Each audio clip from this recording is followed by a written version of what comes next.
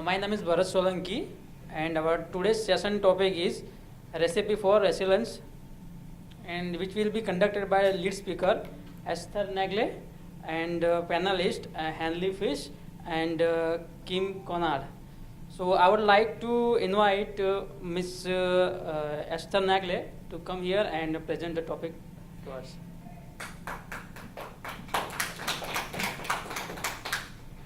Hello, hi, I'm Esther Nagel. I am a yoga teacher from South Wales in the UK.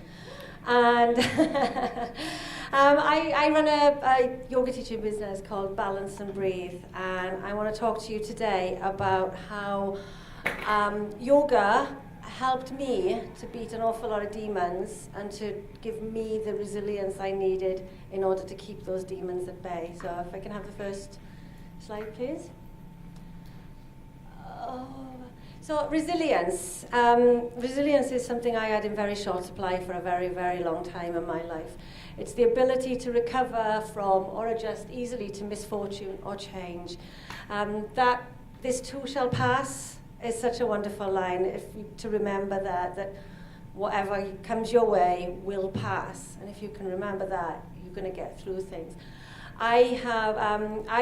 For many, many years, I battled an alcohol addiction that I wouldn't even really admit I had. And I encountered an awful lot of stress in my life. Sometimes part because of the addiction, sometimes the addiction made it worse, sometimes the addiction is how I hid from the stress.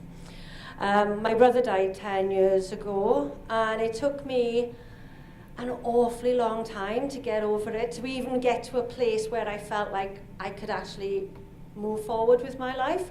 And I now know that was not that I loved my brother more than anybody else in the family did, but that I was just so lacking in my reserves of resilience that it was actually a symptom of the mental health issues that I was suffering from. I was very seriously depressed, and nobody realized.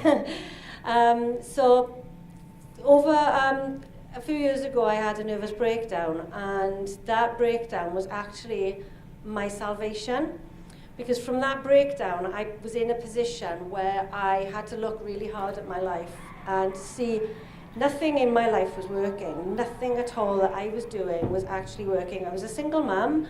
I had a 3-year-old and a 13-year-old at the time. So trying to juggle that in itself was hard work. I was drinking heavily most nights. I was a heavy smoker. I was working full time. I had family things going on. I had a battle with my ex over my son. I had an awful lot of stress. And I just got to a point where it felt as if I'd been slammed into a wall, and I collapsed. I not literally collapsed, but mentally I completely collapsed. And so I gave up my job, because when all your other issues are family related, you can't really walk away from your children and your mother and your other family issues. So I gave up my job, and for a couple of months I just went a bit crazy, drinking a lot, doing completely mad things.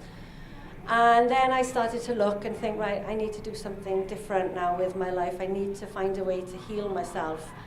And I also needed to find a way that I could earn money. I'd gone from earning nearly £30,000 a year to I was on about £85 a week welfare benefits.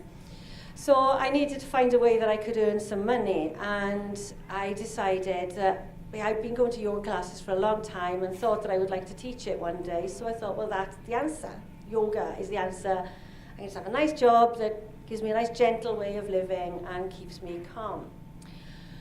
So I went into yoga teacher training thinking that I was going to learn how to teach people how to do sun salutations and downward dog, and I was going to learn to get them to lie down on the floor and be quiet for 10 minutes in the relaxation. I just thought I was going to teach them postures.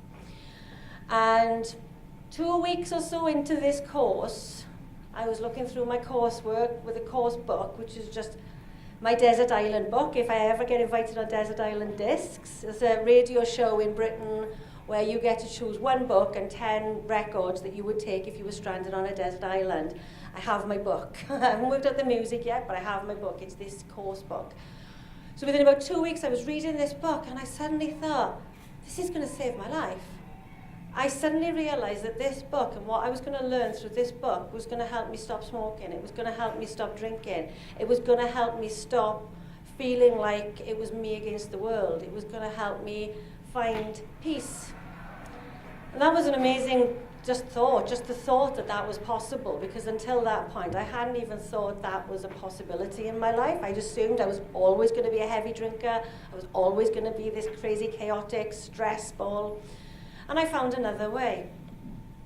So over the next 7 months, I was working very heavily on myself. I was doing a lot of self-study. I was releasing a lot of physical tension. I was learning to breathe. I was learning to just be, instead of thinking, what do I need to do next? What do I need to do next? And charging around like I had so many important things to do, when actually in reality, I wasn't doing anything of any importance at all. And I just learned to calm down a little bit and to just be with that voice in my head that was telling me how worthless I was, and just listen to it for a little while and think, you know what, I don't think you're right. I don't think I am worthless, I think I'm okay. And gradually that feeling of I'm okay got bigger and bigger, until I started to feel I'm not only just okay, I'm pretty good. And that progressed. And now I'm awesome. Thank you. So I was working on doing all this work on myself. There's incredible essays that I was writing where I was basically spewing out my subconscious onto a Word document at my computer. I'd be sitting there, my conscious brain would go somewhere else, and my subconscious would be writing all this stuff out, so that I would be, quite often, I'd sit back, look at what I just written, and think, God, I didn't know that.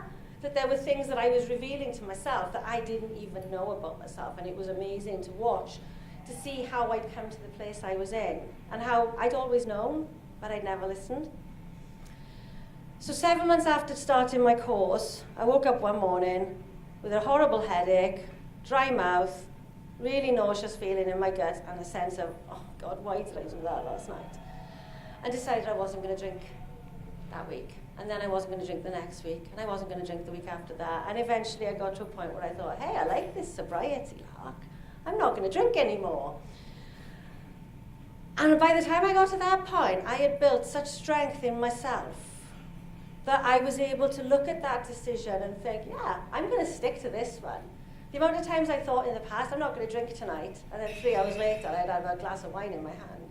Or I'm not going to smoke today, and then I'd be in the shop buying another packet of cigarettes. And various other times I would fight against what I didn't actually want to do, but then that part of me that needed to do it would do it. So I stuck to that decision. I've been sober now for 19 months and 8 days, I think. And I do still count. So I wanted to share a little bit with you, and thank you, by the way, for that. I wanted to share a little bit about some of the tools that I use to help build up this resilience in myself that now leads me able to say that after just 19 months of recovery, I stand here and I can tell you that I am 100% sure that I am never going to go back there. Relapse is very high, as anybody that has had any knowledge of recovery. Relapse is really high, and in those 19 months, I have not even come close. I have not been tempted, I've not come close. And that's because of the tools that I'm about to share with you now. So you might not be surprised to learn that this is a very yoga-centric presentation. So if we can move on to the first one. The first thing, the first tool, and that I can never stress enough how important, good breathing. There are not many problems in our day-to-day life that can't be at least helped by just stopping, taking a few deep breaths, and centering yourself. Good breathing can help our mental health. It calms the nervous system down. It can improve general mental health. It can help with depression, with bipolar disorder, with anything that is wrong with our minds. Good breathing can help with. It can also help with our physical health. When we take in oxygen, and we take in the right amount of oxygen into our bodies function better.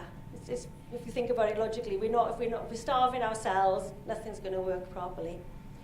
So breathing is fundamental, and it was fundamental to my recovery. And it was the first thing that I started to notice was that I was responding differently to situations.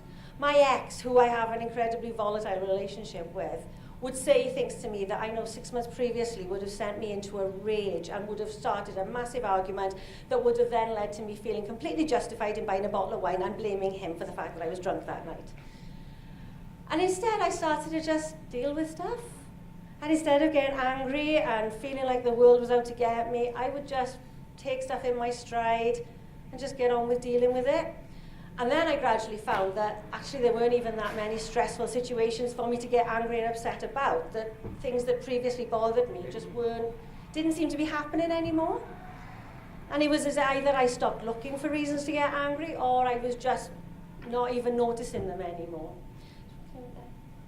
So I went on a bit of a process, and through a friend of mine, we worked out this circle of resilience, that while I was using a thousands of years old system of yoga, that there is actually a process that you can apply here to any recovery from anything, any problem, any even relationship difficulties, anything you can apply to. So we've got baby steps. In any change you want to make in your life, whether it's changing a habit, changing a job, changing any situation, baby steps is far the less scary way. Kindness, if we bring kindness into everything we do, then instead of if we fall off the wagon, for example, or if we're struggling with a change, be kind to ourselves. And instead of thinking, I'm terrible, I'm a useless failure, I failed, therefore I'm never going to get clean, I'm never going to stop drinking, therefore I'll just carry on. We just accept that we made a mistake and we learn from it and we move on and we do it with kindness.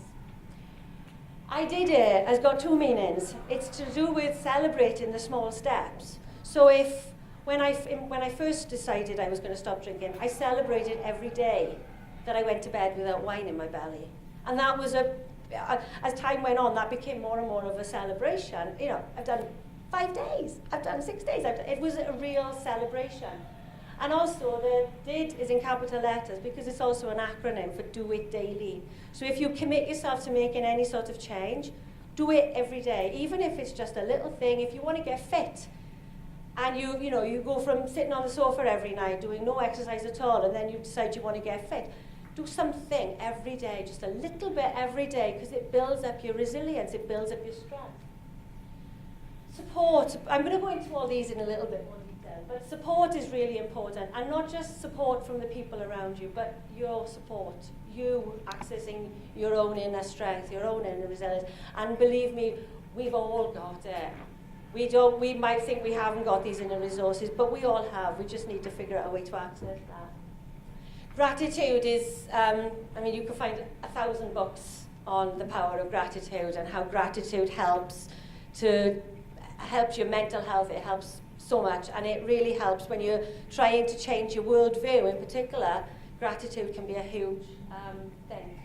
And vision. Now, you might think vision should be at the front. It should be the first step. But when you're trying to make a big change, that big change vision can be terrifying.